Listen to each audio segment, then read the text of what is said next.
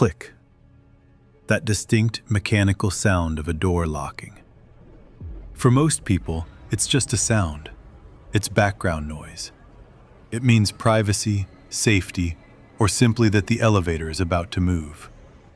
But for you, that click is the sound of a war beginning.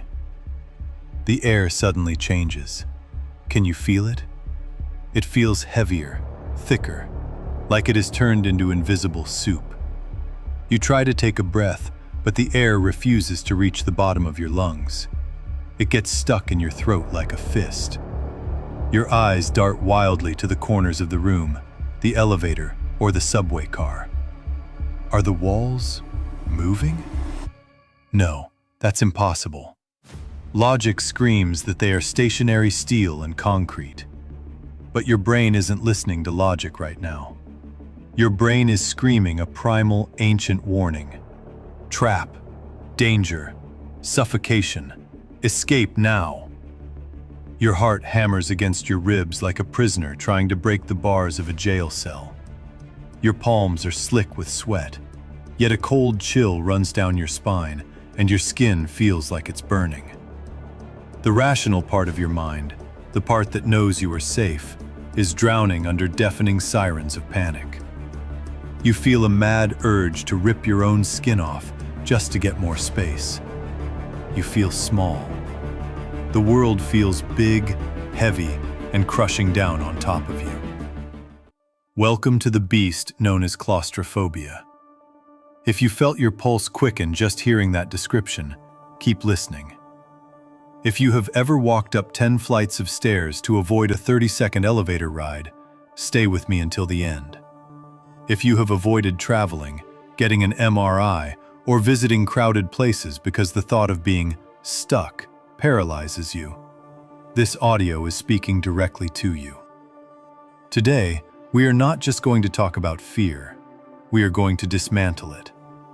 We are going to lift that crushing weight off your chest. You are going to learn today that the walls are not closing in. You are just expanding. Part 1. Know your enemy. It's the wiring, not you. First and foremost, stop beating yourself up. You are not weak. You are not crazy. And you are certainly not a coward. Claustrophobia is not a character flaw. It is a biological glitch. It is a misfire in the deepest, oldest part of your brain, the amygdala. Think of your amygdala as a smoke detector. Its only job is to keep you alive. When it smells smoke, it screams. The problem with claustrophobia is that your smoke detector is set too high. It is going off when you are just making toast. It senses confinement and translates it immediately to imminent death. When you step into a tight space, your brain triggers the fight or flight response. It dumps adrenaline into your blood. It shuts down digestion, that's why you feel nauseous. It speeds up your heart to pump blood to your muscles so you can run away from a predator. But there is no predator. There is only an elevator. There is only a bathroom stall. There is only a seat on an airplane. The suffocation myth is the biggest lie your anxiety tells you. During a panic attack, you feel like you are running out of air. You feel like you are choking. But here is the shocking scientific truth. You are actually getting too much oxygen. Because you are hyperventilating, taking short, shallow breaths, you are over-oxygenating your blood and blowing off too much carbon dioxide, which causes the dizziness and the tingling in your fingers. The sensation of suffocation is an illusion. It is a trick. And now that you know it's a trick, we can start to break the magician's code. Part 2. The cost of living small. Why do we need to fix this? Why not just take the stairs forever? Because fear is a greedy landlord. It starts by taking one room. Maybe it takes elevators. You tell yourself, fine, walking is good exercise. Then it takes airplanes. You say, road trips are better anyway. Then it takes crowded concerts. the backseat of a car, MRI machines, and locking bathroom doors. Before you know it, you are living in a tiny box of safe zones, watching life pass you by while you are stuck on the outside. You miss your best friend's wedding because you couldn't get on the plane. You decline the dream job offer because the office is on the 40th floor. You risk your health because you can't tolerate the medical scan. Enough. Today is the day you serve an eviction notice to this fear. We are going to reclaim your territory, inch by inch, space by space. Part 3. The Toolkit. How to break the chains. We are going to use a combination of CBT, cognitive behavioral therapy techniques, and Navy SEAL mindset strategies. This is not about thinking happy thoughts. This is about rewiring your neural pathways. 1. The anchor. Box breathing. When panic hits, the first thing you lose is your breath. Breathing becomes your enemy. We must turn it back into your ally. Your body cannot remain in a state of panic if your breathing is controlled. It is physiologically impossible. The technique. Do this with me now. Inhale deeply through your nose for 4 seconds. Fill your belly, not your chest. Hold that breath for 4 seconds.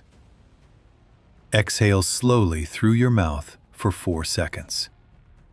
Hold your empty lungs for 4 seconds. Repeat this 4 times. This is the reset button for your nervous system. It forces your heart rate to slow down. It tells your amygdala, stand down, I am in control. 2. The logic override, the internal lawyer. When you are in that tight space, your internal monologue screams catastrophic thoughts. I'm stuck. I'm going to die. The air is running out. You need to become a lawyer in your own mind.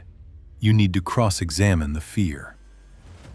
Fear says, the elevator is going to get stuck and I'll suffocate. Logic replies, elevators are ventilated. Even if it stops, air flows freely. I have my phone. Help is a button away. Discomfort is not danger. Fear says, I can't escape this room.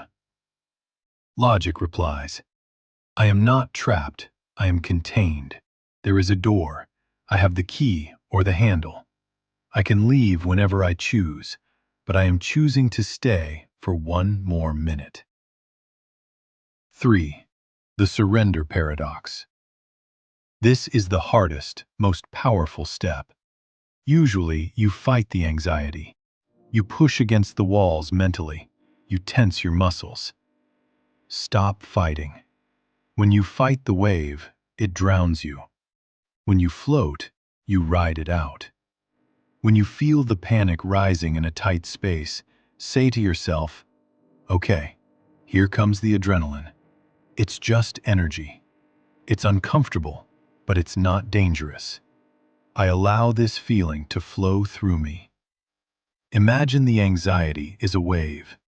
It will peak, and then, I promise you, it will crash and recede. Panic attacks rarely last longer than 10 to 20 minutes. If you wait it out, you win. Part 4. The battle plan. Exposure therapy. You cannot think your way out of a fear you felt your way into. You have to act your way out. We call this the hierarchy of fear. We are not going to lock you in a coffin today. We are going to start small and build victories.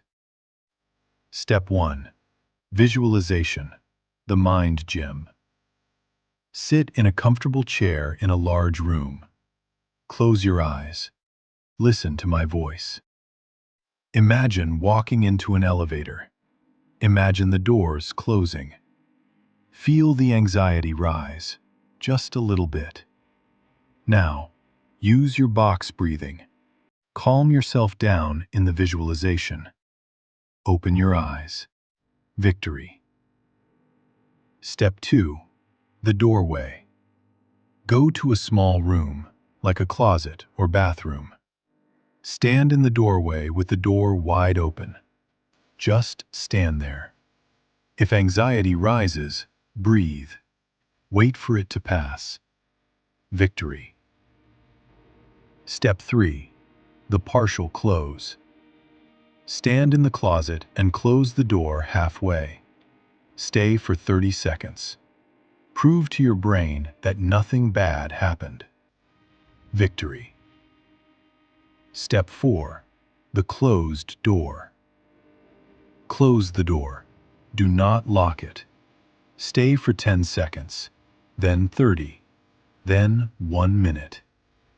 Victory. Step 5. The trap. This is the final boss. Go to an elevator. Ride it for 1 floor, then 2. Bring a friend if you need to. Every time you survive a scary situation, you are rewriting the code in your brain. You are teaching your amygdala, see, we did it. We didn't die. We are strong. Part 5. The warrior's mindset. Here is the secret that nobody tells you about fear. Fear and excitement are the exact same physical sensation. Both make your heart race. Both make you sweat. Both make you hyper-aware. The only difference is the story you tell yourself about what is happening. When you step into that airplane or that elevator, stop saying, "I am afraid." Start saying, "I am excited to conquer this." You are a warrior entering the arena. That elevator is not a cage, it is your training ground. That MRI machine is not a coffin, it is a spaceship. Reframing the narrative changes the chemical reaction in your brain. Distraction is a weapon. When you are in the space, do not focus on the space. Count backward. Count down from 100 by sevens.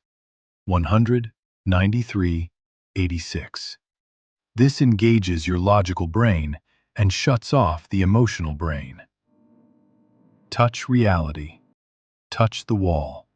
Describe the texture in detail. It is cold, smooth, metallic. Ground yourself in the physical reality, not the mental nightmare.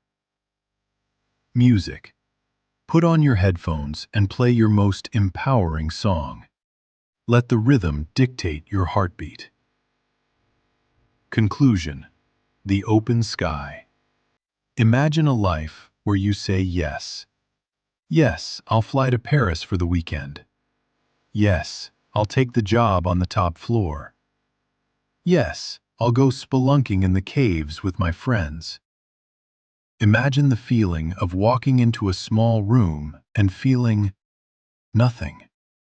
No racing heart, no sweat, just peace, just presence. This reality is available to you. It is not reserved for other people. It is waiting for you on the other side of discomfort. The claustrophobia wants you to believe you are small. It wants you to stay in the corner. But you are not small. You are vast. Your mind is capable of overcoming primal instincts that have been there for thousands of years. The next time you hear that click of the door closing, do not shrink. Stand tall. Take that deep breath. Look the fear in the eye and smile.